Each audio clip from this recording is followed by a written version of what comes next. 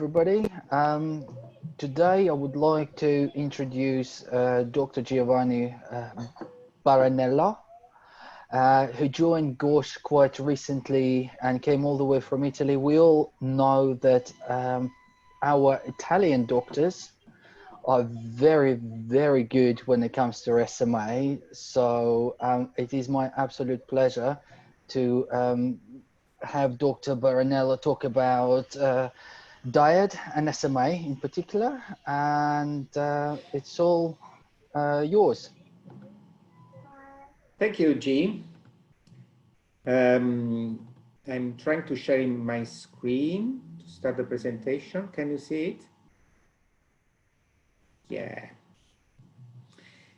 So actually I joined GOSH more than 18 months now. It was in January 2019, and I am actually a pediatric neurologist, so I'm not a dietitian, and probably I may not be able to answer most of the questions that you may have, but just to share with you which is my experience and why I am particularly interested in diet and nutrition is that because I had the opportunity when I was in Italy to collaborate with a panel of very expert people who tried, along with our team, to,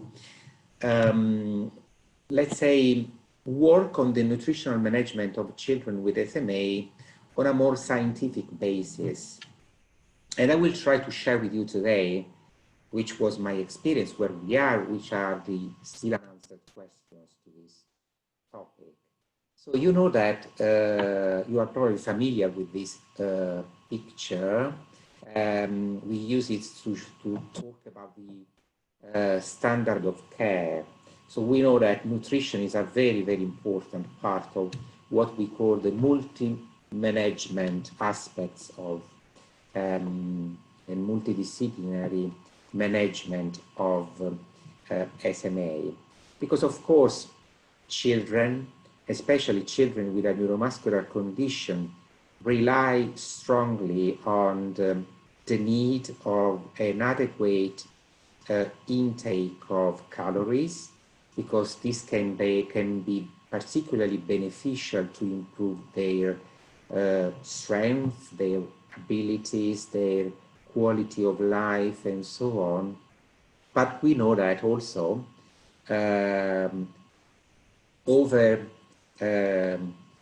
nutrition can have detrimental effects, especially on patients with neuromuscular disorders. So I was saying that, you know, that both underweight and overweight can be an issue with for patients with SMA.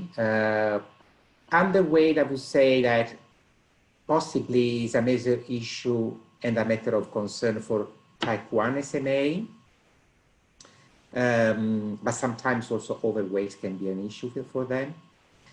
Underweight can be an issue also for some type 2 patients, and I will show you some statistics that we collected. Overweight can be an issue for the strongest patients, so the strongest type 2 and the ambulatory type 3.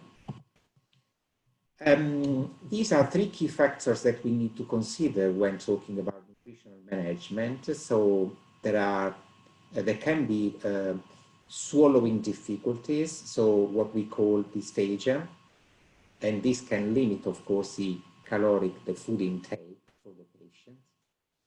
It's important to monitor the weight, and I will show you how this is usually done. And also another aspect for children with SMA, let's say particularly the type 1 SMA, but also some of the type 2 SMA, we know that SMN is important not only for motor neurons, but also for other body structures and organs. So many patients can have gastrointestinal dysfunction, and we need to keep an eye on that and find a way to treat these issues when they present. You are probably familiar with the fact that usually there is an investigation that we used to perform to assess how the swallowing abilities are working, which is the video fluoroscopy.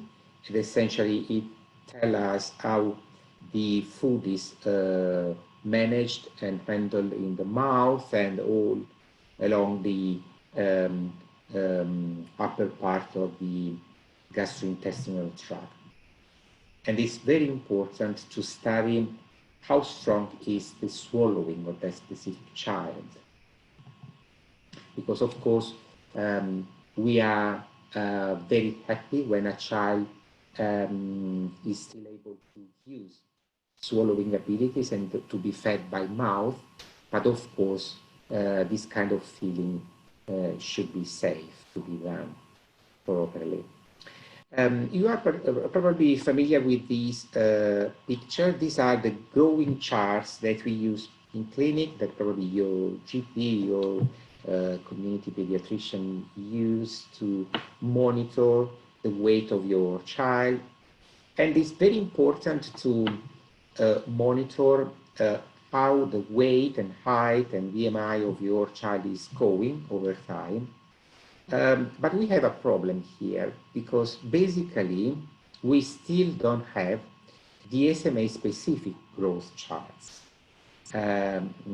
meaning that we need to rely on the growth charts, which are usually, which have been developed for healthy children. And I will show you in a minute that SMA children are a little bit different from the healthy children, of course, in terms of their growth, of their growing pattern and in terms of their body composition. So this is, for instance, the first thing that we try to work on to develop disease-specific growth charts, which could be used in clinic, in the usual management of diet for these children. Because of course, if we want to work properly on these aspects, we need to have the proper toolbox to work with. We know that when underweight is an issue, and we have done all we can to adjust the caloric intake to see if that child is able to catch up with his weight, and when we see that swallowing is not safe, with the assessment that I mentioned, but also with the, by looking at the speech and language therapists used to look at the way in which the child fed, how he or she handled the food and so on. Sometimes it is necessary to use a gastrostomy to provide the correct amount of calories, of course. And in this case, also the degree of respiratory impairment should also be considered in making the decision. I told about the gastrointestinal dysfunction, so this can be either related to gastroesophageal reflux or constipation or delayed gastric emptying, and this is something that we really need to keep in mind because they can be very more often than we think, and we used to ask this in clinic, and of course this is something that you can notice on your child, or also if you are, older people, and you are able to consider all these issues, and if you struggle with all these aspects, this is something that we can consider and we can treat properly, and needs to be treated properly, of course. The kind of intervention that, with the help of dietitian, of course, and with the other members of the multidisciplinary team we used to propose, really depend on the ability of the children and the clinical picture of the children. So, of course, we use to adjust the caloric intake. We used to assess if the swallowing is safe.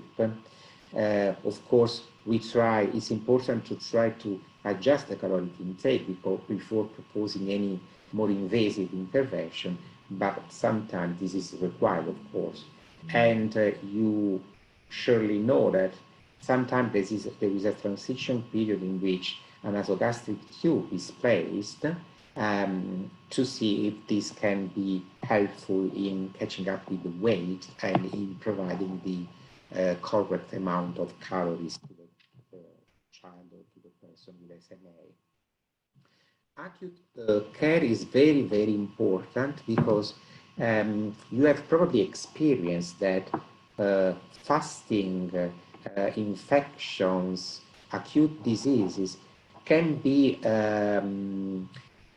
particularly challenging in terms of nutritional management. People with SMA, children with SMA, are particularly fragile and they tolerate very little prolonged fasting. They tolerate very little high temperature, infections, and so on. They are particularly keen to develop hypoglycemia. So this is probably related also to the fact that SMA is important also in other organs, again, like liver and pancreas. And also because most of our energy reserves are in the muscles, and of course the muscle mass are reduced. So it's very, very important that as soon as the child is unwell or the person with SMA is unwell, it's important that the proper adjustment of calories is taken if you go, for instance, to the emergency unit and so on. But this is something that the doctors usually are quite familiar with. For type 2 SMA, there are additional issues to be considered. We know that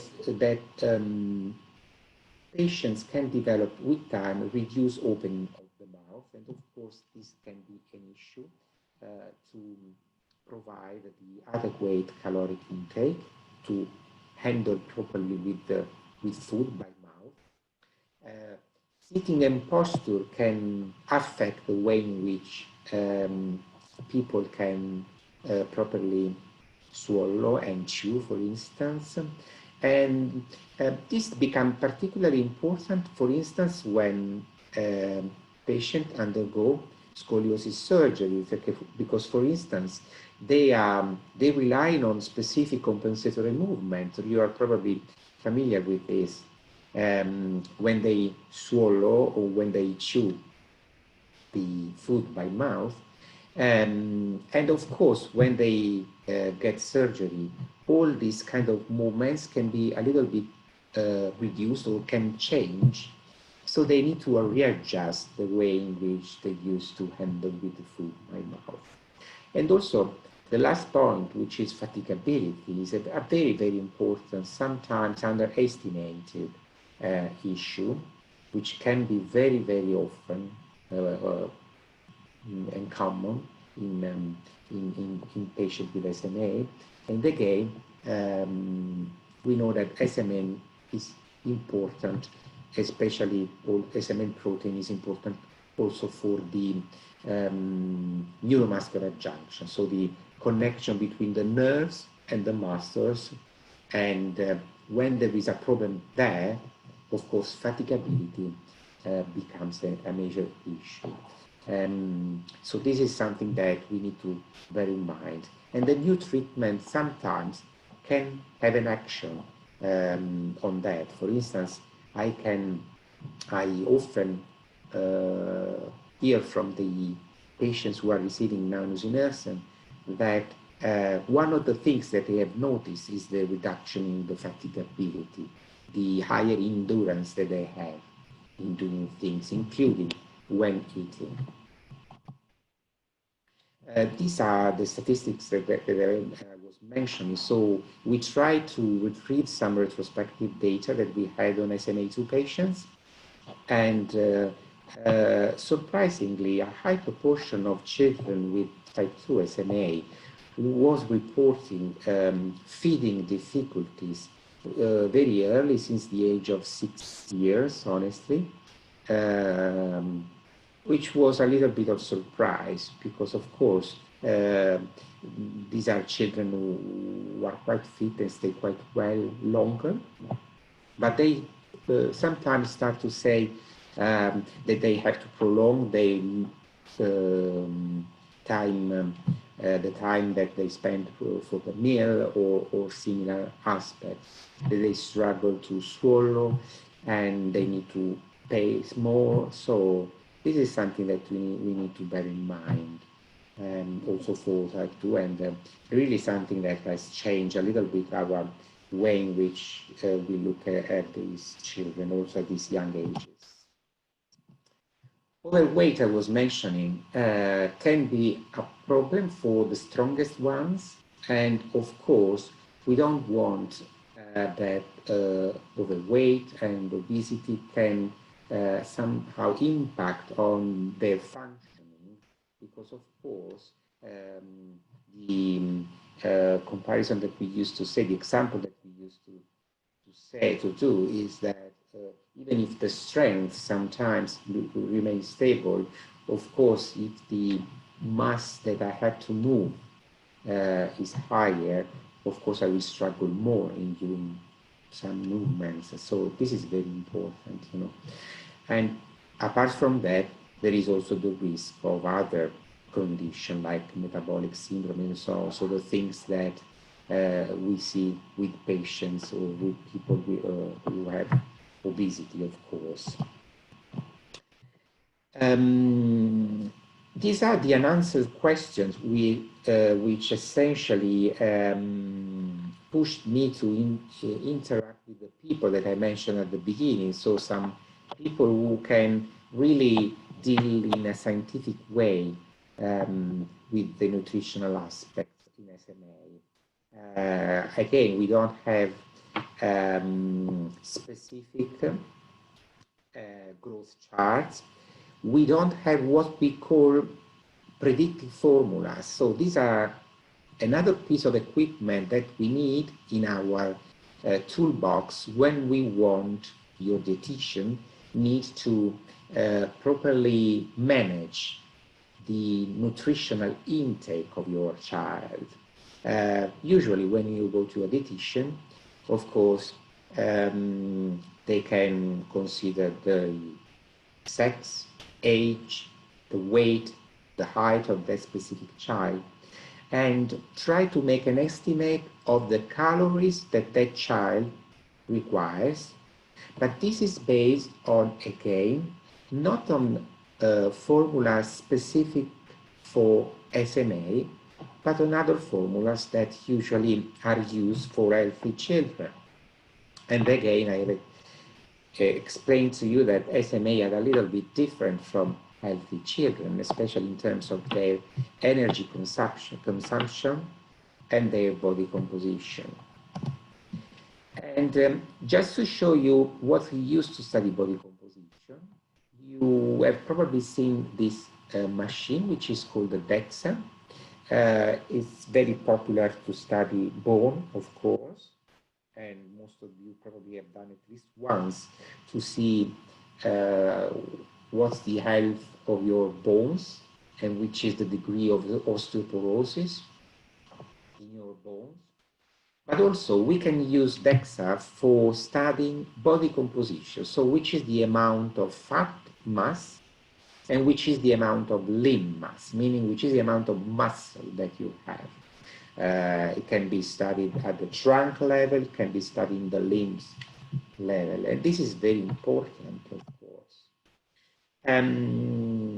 It's an additional one of these, again, tools that we need to consider if we want to properly manage nutrition in children and patients with SMA. Because, for instance, if we consider underweight in the normal population, you know, usually if a person is underweight, you will see that there is a reduction in the fat mass. Do you think that this is true for SMA as well? Actually not, because we and others have seen that actually fat mass in patients with SMA is increased, not reduced, even in the presence of underweight. The other aspect is, of course, if a person is underweight, you would expect that also his or her height are reduced. Do you think that this is something that you see also in SMA? Actually not, especially in type 1 SMA. What we have seen is that type 1 SMA actually are a little bit longer than the mean for what we see in healthy children. So two parameters at least are different from what we expect from underweight. And there should also be a reduction in lean body mass, so in the muscle mass when there is underweight. And actually, this is something that, of course, we see also in SMA. So really a different, a change of mind when you approach nutritional management in SMA, when you approach underweight, because the usual way that we use for the healthy people, of course, can provide false positive. And you can misinterpret the data, the things that you find, and this can lead to overfeed the child and of course, the person with SMA. Another aspect to consider is, for instance, the presence or not of ventilation. Can you see here in the picture? This is another piece of our equipment, of our toolbox. It is called indirect calorimetry. It's like a hook that we put on the. It's very child friendly, so it's not scary for them. And basically, it estimates your energy expenditure. So let's say your basal metabolism, the calories that you require to function normally. It measures the CO2 and the O2,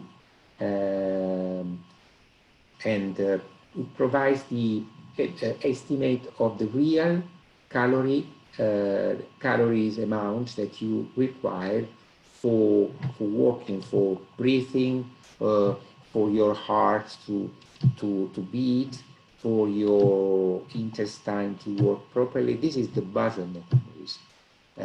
80% of your energy requirement is due to your basal metabolism, so not the ones that you use when you do a physical activity. Okay. And what we have seen, you can see these three bars here, the green, the yellow, and the brown. So in the green, you can see the calorie estimates based on the formulas commonly used for healthy people. And you can see that for these children, for instance, and the children that we assessed in this study specifically, the green bar, if we use the commonly used formula, there is a very high energy requirement. But actually, if you use this instrument, whose results are shown in the yellow bar, which provide the real individual energy requirement for each specific person, you can see that the energy requirement goes down, meaning that the estimates provided by the commonly used formula is too high, and actually the basal metabolism of children with SMA, and these are actually children, so pediatric population, is lower, much lower, I would say. So you need to adjust it properly. But interestingly, when we consider also ventilation, so if the child was or not ventilated, so if the child was ventilated, you can see that in brown, the energy requirement was even lower. So meaning that probably, especially in type 1 children, the energy that they spend to breathe, where they are not ventilated, and for sure you are familiar with this story, you can see that with time, especially in the era pre-treatment, you could see increasing respiratory workload, you know, and so there was a point at which usually we decide to start ventilation. And when we start ventilation, you can see that this struggle, this endeavor that they do to breathe goes down. So the energy requirement goes down. And of course, we need to consider this when we provide the energy requirement for that specific child. But there is another aspect to consider now, the new treatment. And we have investigated also the role of nusinersen, which is the actual only approved treatment. And we have just published on the Italian population, of course, but we plan to validate this also in the UK population, of course, which is the predictive equation for type 1 SMA, and we are developing the ones for type 2 as well, based also, so if they are ventilated or not, but also if they are on treatment or not, if they are on nusinersen or not, because we have seen that when the child starts nusinersen treatment, the metabolism increases, probably related both to the fact that the activity and the ability to move increases, but also to the fact that the muscles are more active and their metabolism increases. So it's very important to consider ventilation and nusinersen. And we have published this formula, this calculator that possibly, if you want, we can share with you, and you can share with your dietitian to see if essentially you can put here in this link the weight, the age, and if the child is on nusinersen or not, and if the child is on ventilation or not. And it provides you the predicted energy requirement, caloric requirement for that specific child. Another aspect to consider is bone metabolism. You probably know that osteoporosis can be a major issue with SMA. We know that also in the mouse model, this has been seen. There was spontaneous fracture, there was osteoporosis in the bones, and we believe that this could be related not only to the reduced motility, because of course movement is very important to activate bone formation, but we believe that SMA is also important for the proper development of bone.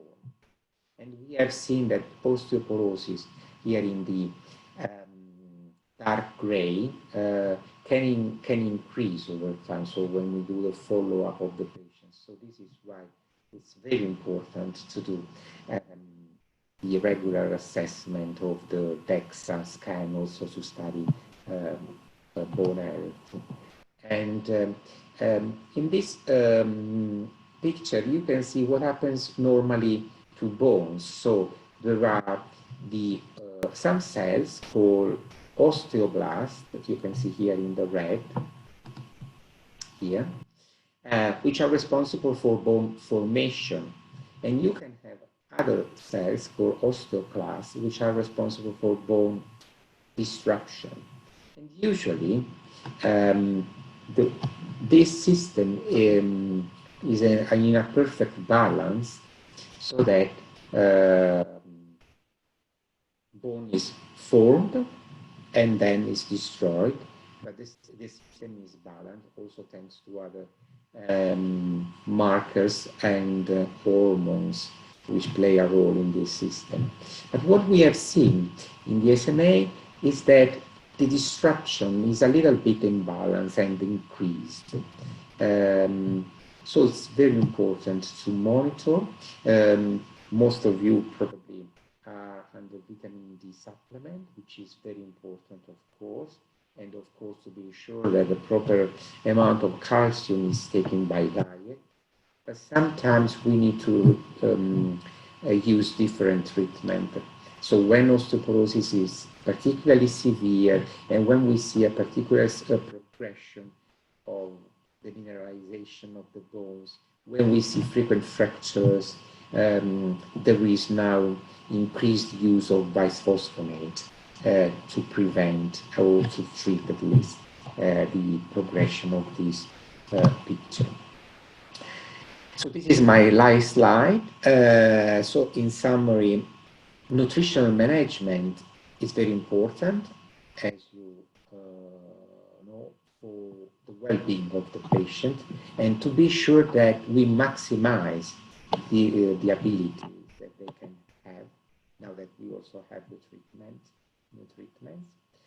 We need to have a personalized nutritional assessment for each child, because I have shown to you that if we use the wrong tools, this can be misleading. It's very important to have an individualized approach to increase the potential benefits of the treatment. But of course, there is a lot of things that we are still learning. So really, this is an ongoing process, which is very important to be fed by you, because we learn by your experience as well, and from the things that you share with us. So if there is any question now, I'm available to answer. Thank you, Giovanni. That was very interesting and insightful. I certainly have learned more than I thought about it. Please accept my apology for saying earlier the word diet. After watching the presentation, I realized the correct word would be nutrition and metabolism. So it kind of makes sense. Because obviously diet is something that we eat, but what you're talking about is the actual nutritional value of the food. I found a number of questions, like personally, I thought I could ask you, I don't know, 5, 6, maybe 10 questions based on your presentation alone. But on this particular occasion, I think I'm going to give a chance to public, our viewers, to ask them. So we have a few things.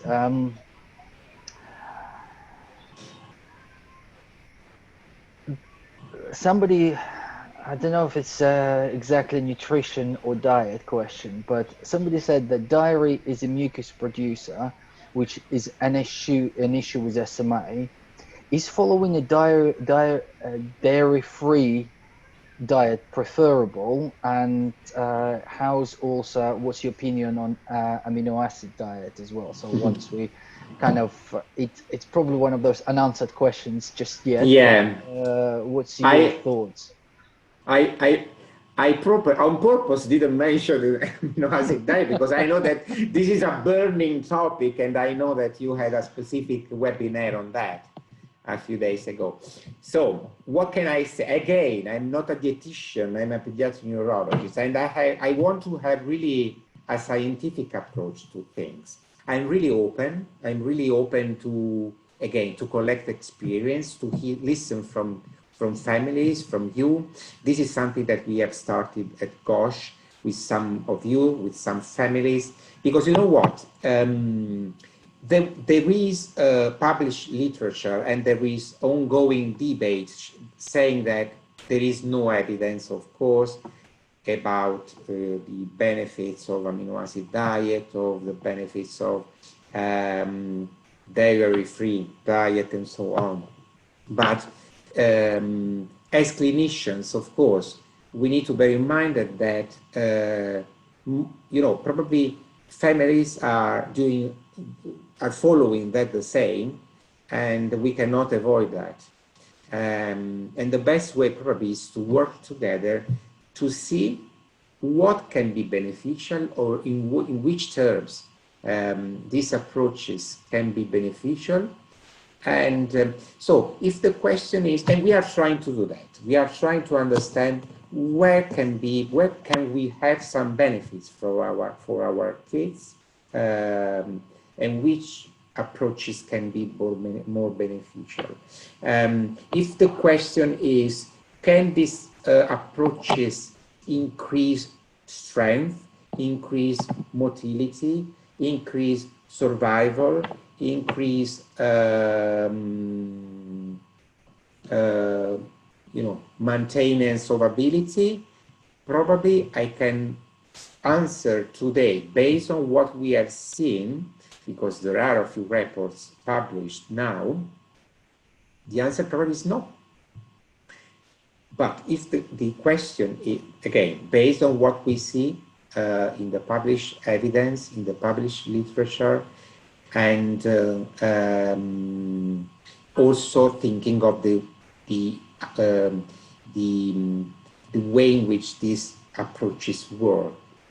If the question is, can these approaches be beneficial in treating or addressing some of the issues related to sleep, related to reflux, related to constipation, related to sweating, I am open to understand that probably because, for this, we have limited tools, we have limited capacity to address. And I'm really open to understand if this can be beneficial, because also from the few reports and the few interactions that we have with families, these are the more commonly reported benefits that they found. So I hope that this have helped in answering a little bit. Thank you. Again, as you said, because it's an ongoing thing, ongoing study, it probably creates more questions than really answers. Another question I have, which you kind of alluded to in your talk, was, is there a way of knowing if I am a healthy weight for my body? If I look at BMI, it always classed me as underweight. So I suppose you're doing this calculator. Yeah. I would be grateful if you could share the link with me so I can. Yeah, I will send you the paper and the link. Mm-hmm. So you know what, Jim? I really want to be cautious. So this should be really handled under the care of a team. I don't want that family go home and try to adjust and use it, in a self-made way. It's very important that you share it with your team, with your dietitian, and try to see, look, this is a published paper, and you can find it in the literature, in the scientific literature. Can we try to see if my child or myself, I'm following or I'm receiving the correct amount of calories by using this prediction? So talking about the BMI, so basically the way in which we estimate, or this person estimates her or his BMI, again, is based on the growth charts that we have for the healthy people. These are we don't have at the moment, but hopefully we will have shortly, because we are close to finalize the collection of the data that we have. We don't have BMI specific charts. We don't have weight specific charts for SMA. This means that, again, if we use the common parameters and we project them on these growth charts which are available, of course, one person can be underweight and can make the wrong assumption that he or she requires more calories. But this should again be monitored carefully, because the increasing calories can in turn increase the fat mass. So again, what we are doing is that we have collected a large amount of data in the Italian children, and we want to do the same in the UK as well.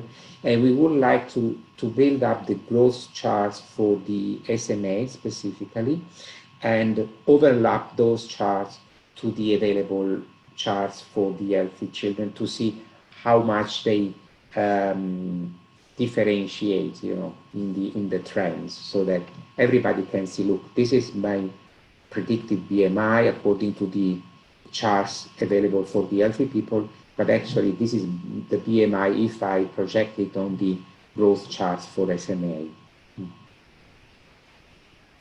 Thank you. Hopefully that answers some question, so gives some answer as well. So